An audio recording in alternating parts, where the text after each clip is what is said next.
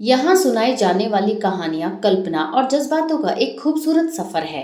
इनका उद्देश्य सिर्फ एंटरटेनमेंट और इमोशंस को महसूस कराना है। हमारा इरादा किसी व्यक्ति, समुदाय, धर्म या किसी की भावनाओं को ठेस पहुंचाना नहीं है। कृपया इसे एक स्टोरी की तरह ही सुने। हेलो माय लवलीज, आप सुन रहे हैं रूहानी रिश्ते, जहां हर कहानी में छुपे होते हैं कुछ अनकहे जज्बात, कुछ अधूरी मोहब्बतें और दिल से निकले एहसास। अगर आपको ऐसी कहानियां पसंद है जो सीधे दिल तक पहुंच जाएं, तो इस छोटे से परिवार का हिस्सा जरूर बनिए, क्योंकि यहाँ शब्द नहीं, एहसास बोलते हैं। रोड बिजनेसमैन की सुरीली कैद, लास्ट पार्ट। मल्होत्रा मेंशन के भारी लोहे के गेट किसी गर्जना के साथ खुले और टायर के रगड़ ने सन्नाटे को चीर दिया। एक सुर्ख लाल फरारी और उसके पीछे एक सफेद मर्सिडीज ने पार्टिकों में जगह ली। फरारी से आर्यन खुराना उतरा, चेहरे पर वही पुरानी बेफिक्री मुस्कान और आंखों पर महंगे डार्क शेड्स। ठीक उसी पल मर्सिडीज से हिमांशी बाहर निकली। वह किसी मॉडल जैसी ग्लैमर्स लग रही थी और उसके आंखों में वह चमक थी जो सिर्फ सम्राट के लिए आरक्षित थी। दोनों बिना किसी औपचारिकता के सीधे हॉल में दाखिल हुए। वहां का दृश्य बदला हुआ था। बेजान दीवारों पर अब रंगीन पर्दे थे और हवा में गिटार की एक उदास धुन तैर रही थी। हॉल के बीचों बीच पीहू बैठी थी, जो अनमने ढंग से तारों पर उंगलियां फिरा रही थी। आर्यन हल्के तालियां बजाते हुए बोला, वाह, यकीन नहीं होता कि सम्राट ने इस कब्रिस्तान जैसे घर में संगीत की रूह फूंक दी है। कायदे बदल गए हैं मल्होत्रा मेंशन के। पीहू ने धुन रोकी और उठकर खड़ी हो गई। उसने सहज भाव से पूछा, नमस्ते, आप शायद सम्राट से मिलने आए हैं, वह ऊपर व्यस्त है। आर्यन पीहू के करीब आकर मुस्कुराते हुए बोला, ओह, तो तुम उसे नाम से बुलाती हो, दिलचस्प है। सम्राट ने आज तक किसी को अपने बराबर खड़े होने की इजाजत नहीं दी। मैं आर्यन हूँ, उसका सबसे पुराना दोस्त और उसके हर राज का हिस्सेदार। तभी सीढ़ियों पर भारी कदमों की आवाज गूंजी। सम्राट नीचे आ रहा था। आर्यन और हिमांशी को एक साथ देखते ही उसके कदम ठिठके, पर उसने तुरंत चेहरे पर एक सख्त और बनावटी मुस्कान ओढ़ ली। हिमांशी चहकते हुए बोली, ओह माय गॉड सम्राट। वह भागकर सम्राट के पास पहुंची और उसे बड़े अधिकार के साथ गले लगा लिया। उसका हाथ सम्राट के कंधे पर टिका रहा। पीहू ने यह देखा और उसके भीतर एक तीखी चुभन हुई। सम्राट थोड़ा असहज होते हुए बोला, हिमांशी, आर्यन, तुम दोनों एक साथ यहाँ? आर्यन पीहू की तरफ शरारती नजर से देखते हुए बोला, सुना था सम्राट ने अपनी टीम में एक मास्टरपीस शामिल किया है, सोचा खुद चलकर देख लो। आर्यन पीहू के करीब गया और झुककर उसका गिटार देखने लगा। सुर बहुत गहरे हैं तुम्हारे पीहू, क्या मुझे भी कुछ सिखाओगी? सम्राट ने देखा कि आर्यन पीहू के काफी करीब खड़ा है। उसे अपने सीने में आग महसूस हुई। उसने बड़ी नजाकत मगर सख्ती के साथ हिमांशी का हाथ अपने कंधे से हटाया और आर्यन की तरफ बढ़ा। सम्राट सख्ती से बोला, आर्यन, पीहू को अपना काम करने दो। हिमांशी, तुम यहाँ अचानक? हिमांशी सम्राट के हाथ को फिर से थामते हुए बोली, तुम्हारी याद आ रही थी सम्राट, और वैसे भी मुझे लगा तुम्हें ऑफिस में मेरी जरूरत होगी। ये लड़की पीहू, क्या ये तुम्हारी नई सेक्रेटरी है? हिमांशी ने पीहू को सिर से पैर तक ऐसे देखा जैसे वह कोई मामूली चीज हो। पीहू को उसकी आंखों में छिपा तिरस्कार साफ नजर आया। पीहू गर्व से सम्राट की आंखों में देखते हुए बोली, नहीं, मैं यहाँ सिर्फ संगीत के लिए हूँ, और सम्राट को मेरी जरूरत क्यों है, ये शायद वही बेहतर बता सकते हैं। सम्राट ने पीहू की आवाज में छिपी वो जलन महसूस की और उसे एक अजीब सा सुकून मिला। पर तभी आर्यन ने पीहू के गिटार को छूते हुए कहा, अगली शाम मेरे फार्म हाउस पर एक छोटी सी पार्टी है। पीहू, तुम वहां परफॉर्म करोगी? सम्राट को तो मैं मना ही लूंगा। सम्राट ने देखा कि आर्यन की उंगलियां पीहू के गिटार के बेहद करीब है। उसे अपने सीने में एक खौफनाक जलन महसूस हुई। उसने बिना एक पल गवाए पीहू और आर्यन के बीच कदम रखा और पीहू के गिटार को एक तरफ कर दिया। सम्राट ठंडी और सख्त आवाज में बोला, आर्यन, मेहमान बनकर आए हो तो मेहमानों वाली तमीज रखो। पीहू की प्रैक्टिस का एक तय वक्त है और मैं नहीं चाहता कि कोई भी, चाहे वो दोस्त ही क्यों ना हो, उसमें खलल डाले। आर्यन हंसते हुए बोला, बड़ी पाबंदी है भाई। पीहू, क्या तुम इस जेल में खुद को कैद महसूस नहीं करती? वैसे सम्राट, तुम्हारी ये प्रोटेक्शन कहीं पीहू का दम तो नहीं घोट रही? इससे पहले कि सम्राट कुछ कहता, हिमांशी ने बड़े सलीके से सम्राट के कोट के कॉलर ठीक किए और उसके सीने पर अपना हाथ रख दिया, जैसे वह पीहू को अपना अधिकार दिखा रही हो। हिमांशी लाड भरे लहजे में बोली, कितने पॉजिटिव हो गए हो तुम सम्राट। एक छोटी सी मुलाकात के लिए भी इतनी शर्तें? छोड़ो ये सब, मुझे अपना वो नया लाइब्रेरी रूम दिखाओ जहां तुमने मेरी पसंद की वो पुरानी पेंटिंग्स लगवाई हैं। सुना है तुमने उस कमरे को बिल्कुल वैसा ही सजाया है जैसा हम बचपन में डिस्कस करते थे। हिमांशी ने जानबूझकर बचपन और मेरे पसंद जैसे शब्दों पर जोर दिया ताकि पीहू को यह एहसास हो कि सम्राट की जिंदगी में उसकी जड़ें कितनी पुरानी और गहरी हैं। पीहू ने देखा कि सम्राट ने हिमांशी को रोका नहीं, बल्कि उसकी नजदीकी को स्वीकार कर लिया। पीहू का हाथ गिटार की लकड़ी पर कस गया। उसे अपनी सादगी और हिमांशी की चमक धमक के बीच एक गहरी खाई नजर आई। पीहू गर्व के साथ खड़े होते हुए बोली, सम्राट, तुम्हारी लाइब्रेरी और तुम्हारी यादें मुबारक हो। आर्यन जी, आपसे मिलकर अच्छा लगा, पर फिलहाल मेरे संगीत किसी महफिल के लिए नहीं, सिर्फ मेरे सुकून के लिए है। पीहू ने सम्राट की आंखों में एक पल के लिए देखा, उन आंखों में जहां थोड़ी देर पहले उसके लिए फिक्र थी, अब हिमांशी की मौजूदगी का साया था। पीहू बोली, आप लोग अपनी पुरानी यादें ताज़ा कीजिए, मैं यहाँ कुछ ज्यादा ही आउट ऑफ प्लेस महसूस कर रही हूँ। वह तेजी से मुड़ी और सीढ़ियों की तरफ बढ़ गई। सम्राट का दिल चाहा कि वह हिमांशी का हाथ झटक दे और पीहू को रोके, पर आर्यन के सामने उसकी मल्होत्रा वाली साख उसे रोक रही थी। आर्यन ने सम्राट के चेहरे पर उभरती बेबसी को बड़े गौर से देखा और एक शरारती सी मुस्कान दी। आर्यन फुसफुसाते हुए बोला, खिड़की के कांच की तरह टूट रहे हो सम्राट, संभाल लो, वरना बिखरे हुए कांच अक्सर दूसरों के हाथों को लहूलुहान कर देते हैं। उस रात मल्होत्रा मेंशन की हवाओं में एक भारीपन था। पीहू अपने कमरे में खिड़की के पास खड़ी थी, जहां बाहर की बारिश उसके अंदर मचे शोर से मेल खा रही थी।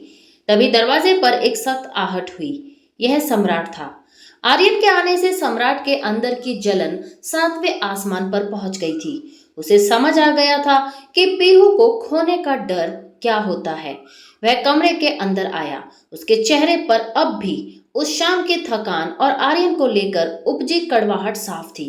उसने पीछे मुड़कर दरवाजा बंद किया और कुछ पल खामोशी से पीहू को देखा, जो खिड़की के पास खड़ी बाहर के अंधेरे को ताक रही थी। सम्राट कमरे का दरवाजा बंद करते हुए बोला, तुम अचानक इस तरह वहां से क्यों आ गई? कम से कम तब तक तो रुक सकती थी जब तक आर्यन और हिमांशी वहां थे। तुम्हारा यूं खामोशी से चले आना उन्हें अजीब लगा होगा। पीहू बिना मुड़े ठंडी आवाज में बोली, अजीब? आप आर्यन जी की बात कर रहे हैं या उस परफेक्ट हिमांशी की, जो आपकी परछाई बनकर आपसे चिपकी हुई थी? और मुझे लगा कि मैं तो सिर्फ यहाँ आपके साथ एक समझौते में हूँ, तो मेरे होने या ना होने से क्या फर्क पड़ता है? सम्राट ने एक लंबी सांस ली और पीहू के करीब आया। उसने पीहू का कंधा पकड़कर उसे अपनी तरफ मोड़ा। सम्राट बोला, तुम जानती हो कि हिमांशी सिर्फ एक पुरानी दोस्त है। वह बचपन से ऐसी ही है, हर बात को अधिकार से कहती है। तुम्हें उसे लेकर इतना सोचने की जरूरत नहीं है। पीहू सम्राट का हाथ झटकते हुए बोली, दिक्कत उसके अधिकार जताने से नहीं है सम्राट, दिक्कत इस बात से है कि आपने उसे रोका क्यों नहीं। जब वह आपके कॉलर ठीक कर रही थी, जब वह आपके कैबिन की बातें कर रही थी, तब आपकी वो मल्होत्रा वाली अकड़ कहाँ थी? क्या उसे हक है आपको छूने का, सिर्फ इसलिए क्योंकि वह आपके स्टेटस की है? सम्राट की आंखों में एक पल के लिए हैरानी कौंधी, फिर वही पुरानी जलन वापस आ गई। सम्राट बोला, स्टेटस? ये स्टेटस की बात कहाँ से आ गई? और अगर स्पर्श की ही बात है, तो जब आर्यन तुम्हारे गिटार को छू रहा था और तुम्हें पार्टी का न्योता दे रहा था, तब तुम मुस्कुराकर उसे आपसे मिलकर अच्छा लगा क्यों कह रही थी? क्या तुम्हें अच्छा लग रहा था कि वह मेरे सामने तुम्हें लुभाने की कोशिश कर रहा था? पीहू हैरानी से बोली, आप मुझ पर शक कर रहे हैं?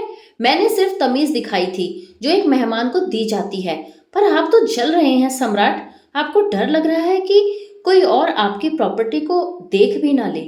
सम्राट चिल्लाते हुए बोला, हाँ, जल रहा हूं मैं, क्योंकि मुझे बर्दाश्त नहीं है कि कोई और तुम्हारी उन आंखों में झांके या तुम्हें छूने की कोशिश भी करे।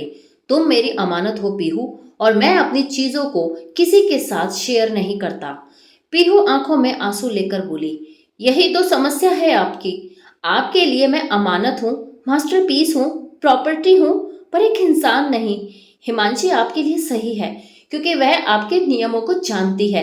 मैं इस दम घोटने वाली जलन और इस सोने के पिंजरे में नहीं रह सकती। पीहू भागकर बिस्तर पर गिर गई और रोने लगी। सम्राट वहीं खड़ा उसे देखता रहा। उसकी मुट्ठियां भिज गई थी। उसे एहसास हुआ कि उसने पीहू को जो चोट पहुंचाई है वह आर्यन के किसी भी वार से ज्यादा गहरी थी। वह उसे मनाना चाहता था, उसे गले लगाना चाहता था, पर उसका ईगो उसे रोक रहा था। वह बिना कुछ कहे कमरे से बाहर निकल गया, पर उसके जाने के बाद भी कमरे में वही सवाल गूंज रहा था, क्या यह प्यार था या सिर्फ एक पजेसिव सम्राट की जिद? सम्राट दीवार के सहारे वहीं गलियारे के ठंडे फर्श पर बैठा रहा। कमरे के अंदर से पीहू की सिसकियों की हल्की आवाज उसके सीने को छलनी कर रही थी। वह चाहता तो दोबारा अंदर जा सकता था, उसे अपनी बाहों में भर सकता था, पर उसे एहसास हो गया था कि बल प्रयोग से वह पीहू का जिस्म तो पा सकता है, उसका भरोसा नहीं। रात गहराती गई। सम्राट ने वहीं बैठे बैठे अपना सिर दीवार पर टिकाया और अपनी आंखें मूंद ली। सम्राट धीमी और टूटी हुई आवाज में बोला, पता है पीहू, आज पहली बार मुझे इस घर की ये दौलत, ये ऊंची दीवारें और मेरा ये नाम, सब कुछ मिट्टी लग रहे हैं। लोग कहते हैं कि सम्राट मल्होत्रा जो चाहता है उसे खरीद लेता है, पर मैं कितना गरीब हूं कि अपनी पसंद की एक धुन को अपने हक से सुन भी नहीं सकता। अंदर पीहू ने अपने घुटनों में सिर छुपा लिया था। वह सम्राट की हर बात सुन रही थी।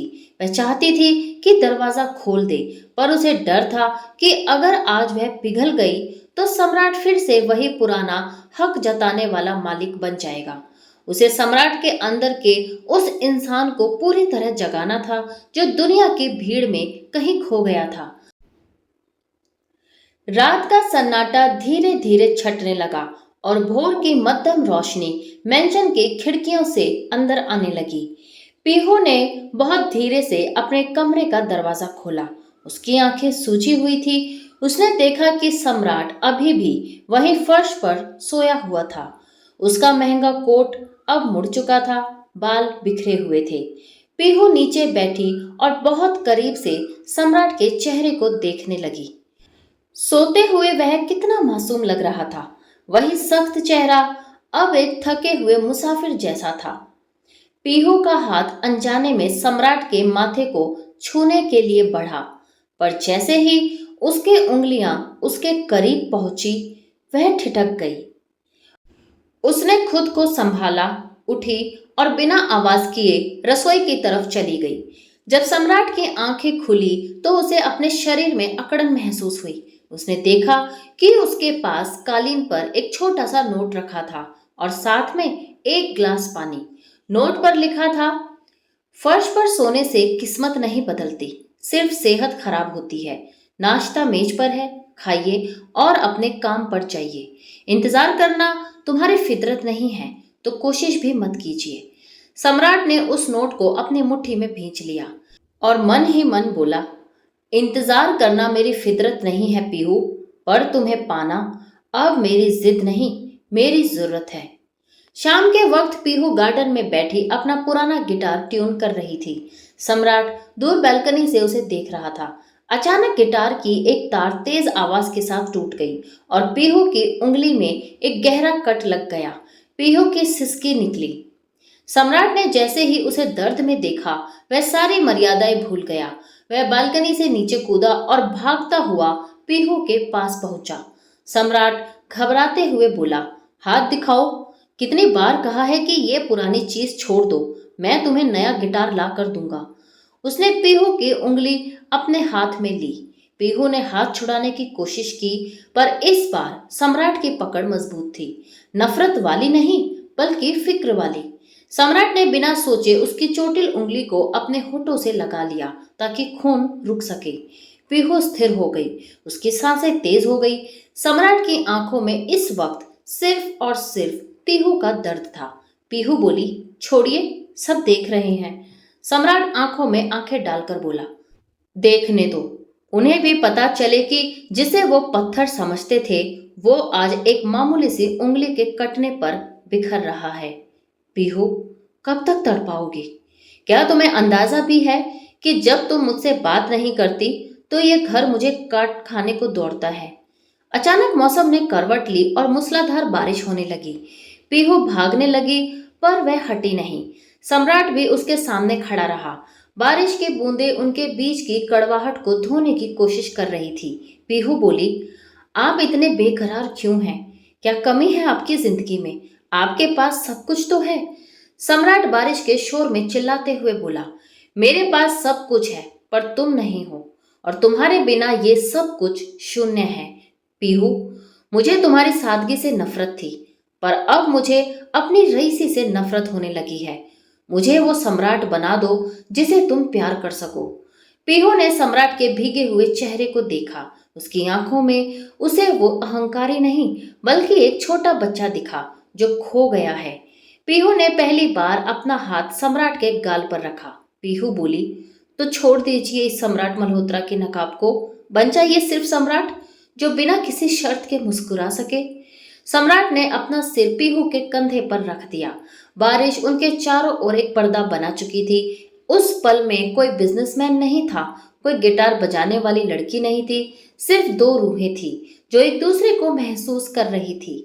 काफी देर तक खामोशी से भीगते रहे। सम्राट की आंखों में अब वो अहंकार नहीं, बल्कि एक अजीब सा सुकून था। सम्राट का सिर पीहू के कंधे पर था और वह पहली बार उस सुकून को महसूस कर रहा था जिसे दौलत भी कभी खरीद नहीं पाई। पीहू का हाथ सम्राट के गाल पर स्थिर था, जैसे वह उस पत्थर के भीतर छिपे इंसान को बाहर आने का रास्ता दिखा रही हो। काफी देर तक वे वहीं खड़े भीगते रहे। जब बारिश की बूंदों की ठंडक बढ़ने लगी तो पीहू ने धीरे से सम्राट को खुद से अलग किया।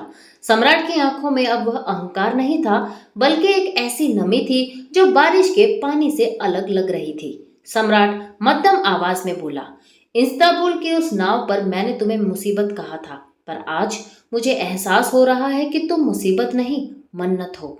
मेरी वो मन्नत जो अनजाने में ही सही, पर मैंने मांगी जरूर थी। पीहू मुस्कुराई। इस बार उसके मुस्कान में कोई तंज नहीं था। उसने सम्राट का भीगा हुआ हाथ थाम लिया। पीहू बोली, सम्राट मल्होत्रा को हराना आसान था, पर इस सम्राट को मनाना शायद मेरी जिंदगी की सबसे मुश्किल धुन होगी। चलिए अंदर, वरना आपकी रईसी को जुकाम हो जाएगा। अगली सुबह जब सूरज की किरणें मेंशन की बैल्कनी पर पड़ी तो नजारा बदला हुआ था। सम्राट ने अपना महंगा सूट नहीं, बल्कि एक साधारण सफेद कुर्ता पहना था। वह ऑफिस जाने की बजाय गार्डन में उसी जगह खड़ा था जहां कल पीहू को चोट लगी थी। पीहू जब वहां पहुंची तो उसने देखा कि सम्राट ने उसके पुराने गिटार की तार खुद अपने हाथों से बदली थी। उसके हाथ में अभी भी कुछ खरोंचे थी, पर वह मुस्कुरा रहा था। सम्राट बोला, ये लो, इसकी धुन अब पहले से भी बेहतर है। मैंने कोशिश की है कि तार उतनी ही कसी हो जितनी हमारी किस्मत। पीहू ने गिटार लिया और एक हल्की सी धुन छेड़ी। धुन वाकई मधुर थी, पर पीहू की नजरें सम्राट के हाथों की खरोचों पर टिक गई। पीहू बोली, आप भी ना, जिस हाथ से करोड़ों की डील्स साइन करते हैं, उससे गिटार की तारें उलझा ली। सम्राट बोला, इन खरोचों का दर्द उस सन्नाटे से बहुत कम है जो तुम्हारे चुप रहने पर इस घर में पसरा रहता था। तभी हॉल से आर्यन और हिमांशी के हंसने की आवाज आई। वे दोनों उस रात के ड्रामे के बाद आज फिर से इस घमंड में आए थे कि सम्राट मल्होत्रा आखिरकार अपनी क्लास के लोगों के पास ही लौट कर आएगा। सम्राट और पीहू हाथ में हाथ डाले हॉल में दाखिल हुए। सम्राट का सफेद कुर्ता और पीहू का शांत चेहरा देखकर हिमांशी के चेहरे की मुस्कान थोड़ी फीकी पड़ी। हिमांशी बनावटी चिंता के साथ बोली, सम्राट, तुम कल रात से ऑफिस के कॉल्स भी नहीं उठा रहे हो और ये क्या लिबास पहन रखा है तुमने? इस लड़की के साथ रहकर तुम अपना रुतबा भूलते जा रहे हो। सम्राट पीहू का हाथ थामे वहीं सोफे पर बैठ गया। आज उसकी आंखों में आर्यन या हिमांशी के लिए कोई गुस्सा नहीं था, बल्कि एक गहरी उपेक्षा थी। सम्राट बेहद शांत और ठंडी आवाज में बोला, रुतबा इंसानों का होता है हिमांशी, नकाबों का नहीं। और रही बात ऑफिस की, तो कल रात इस्तांबुल के उस पेन ड्राइव की आखिरी सर्वर डेटा सिंक हो चुका है। आर्यन, जो ट्रांजैक्शंस तुमने विक्की खन्ना के साथ मिलकर मेरे डैड के नाम पर छुपाए थे, वो अब ऑफिशियली रिकॉर्ड्स में आ चुके हैं। मैंने सुबह ही अपनी लीगल टीम को वो फाइलें सौंप दी हैं। आर्यन के चेहरे का रंग पलक झपकते ही उड़ गया।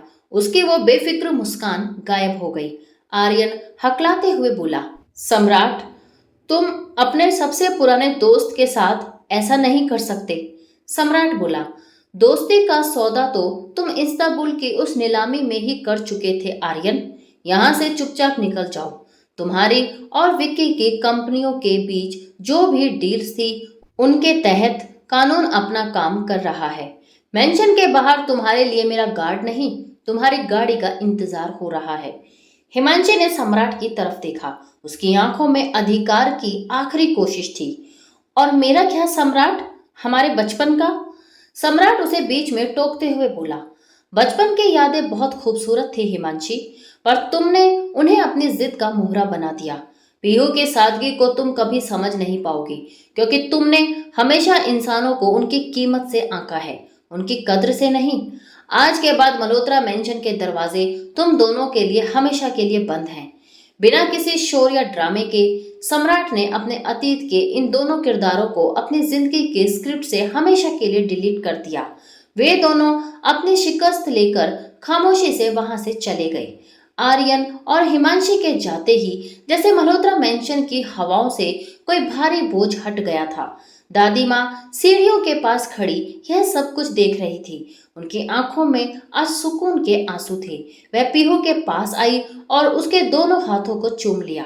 दादी माँ बोली, पीहू, इस घर को कड़वी कॉफी और दौलत की दीवारों ने हमेशा एक जेल बनाकर रखा था। आज तुमने इस पत्थर के घर को रिश्तों की डायरी बना दिया है। दादी माँ मुस्कुराते हुए अंदर चली गई।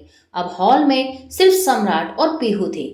चारों तरफ सन्नाटा था, पर यह वह सन्नाटा नहीं था जो काट खाने को दौड़ता था।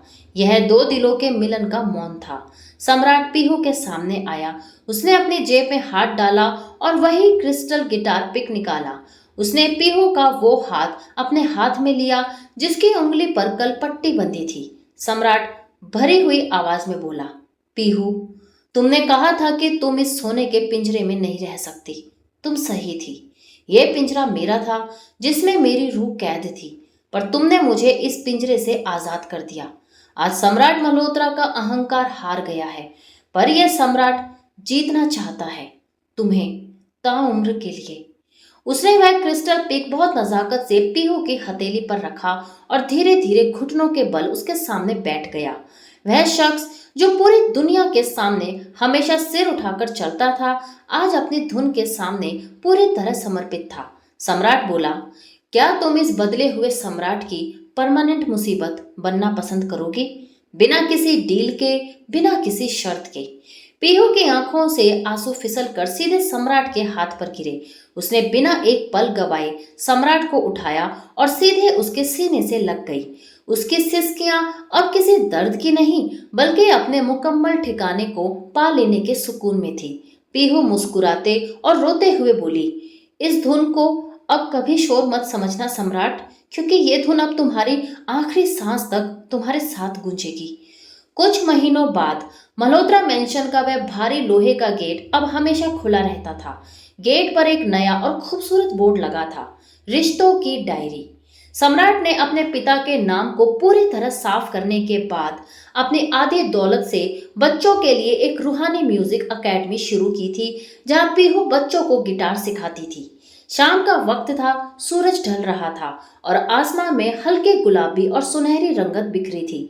मेंशन के लॉन में एक छोटी सी महफिल सजी थी, जहां सिर्फ दादी माँ और एकेडमी के छोटे छोटे बच्चे बैठे थे। पीहू स्टेज पर बैठी थी। उसने एक बेहद सादा पर बेहद खूबसूरत पेस्टल सिल्क कुर्ता पहना था। उसके गले में मोतियों का कोई कीमती हार नहीं था, बल्कि उसी मोतियों के धागे में वह क्रिस्टल पिक एक पेंडेंट की तरह चमक रहा था। उसने गिटार की तारों पर उंगलियां फिराई। इस बार धुन में इंस्तापुल की तड़प या मेंशन की उदासी नहीं थी, उसमें एक मुकम्मल ठहराव था। सम्राट दूर पिलर के सहारे खड़ा उसे देख रहा था। उसने 3 पीस सूट की जगह सफेद लिनन का कुर्ता पजामा पहना था। उसके चेहरे पर वह दिलकश बेफिक्र मुस्कान थी जो पीहू हमेशा से देखना चाहती थी। गाते गाते पीहू की नजरें सम्राट से मिली। सम्राट ने मध्यम सी हवा के बीच पीहू को देखकर अपनी आंखें मूंद ली और उस धुन को अपनी रूह में उतरने दिया। दो अलग अलग दुनिया के लोग जो कभी एक दूसरे को समझ नहीं पा रहे थे, आज एक ही मुकम्मल धुन का हिस्सा बन चुके थे। मिट गए फासले और सारे नफरत के साए, धड़कनों में समाई एक ऐसी धुन जो कभी जुदा ना हो पाई। तो दोस्तों, ये था मेरी कहानी का लास्ट पार्ट। उम्मीद करती हूँ आपको पसंद आया होगा। बहुत जल्द ही लेकर आऊंगी एक और नई कहानी। तब तक अपना प्यार और सपोर्ट ऐसे ही बनाए रखिएगा, क्योंकि इसी से मुझे और भी कहानियां लिखने की प्रेरणा मिलती है। धन्यवाद।